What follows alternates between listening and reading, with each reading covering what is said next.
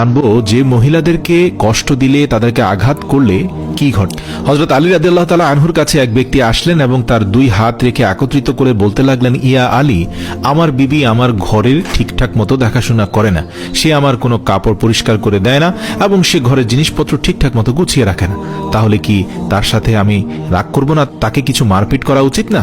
এতটুকু বলার সঙ্গে সঙ্গে হযরত আলী রাদিয়াল্লাহু তাআলা আনহু বললেন, কে বলেছে তোমার বিবির উপর তোমার ঘরের কাজ করা ওয়াজিব রয়েছে? মনে রাখবে, ইসলামে মহিলাদের সম্মানকে যতটা উঁচুতে রাখা হয়েছে ততটা সম্মান অন্য কোনো মাযহাব দিতে পারেনি। আমি আল্লাহ রাসূলের কাছ থেকে শুনেছি, মহিলাদের সবচেয়ে বড় দায়িত্ব হলো সে যেন তার সন্তানকে ভালোভাবে মানুষ করে এবং সে তার সন্তানের দেখাশোনা করে। কিন্তু যদি তার সন্তানের দেখাশোনা করার জন্য তার স্বামীর কাছে সাহায্য চেয়ে নেয়, তাহলে সেটিও চাইতে পারে।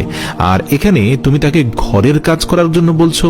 যদি মহিলারা তার নিজের খুশিতে ঘরের কাজ করে থাকে, সেটি তার দয়া, সেটি তার জন্য বাড়তি কাজ, আর সেটার জন্য তুমি শুকরিয়া আদায় করতে থাকো এবং তার প্রশংসা করো।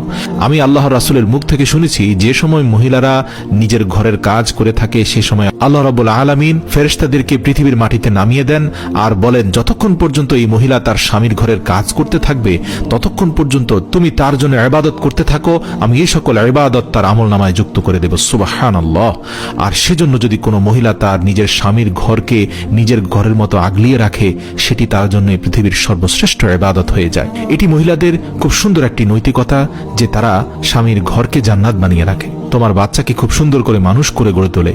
কিন্তু কেউ যদি কোনো মহিলার উপর জুলুম করে আর বারবার ঘরের কাজের জন্য পেরেশান করে বিরক্ত করতে থাকে, তার উপর অত্যাচার করে থাকে, তাহলে রোজ হাসরের দিন আল্লাহ রাব্বুল আলামিন সেই মানুষটির গর্দান ধরে টেনে নিয়ে আসবেন এবং তাকে কঠিন শাস্তি দিবেন।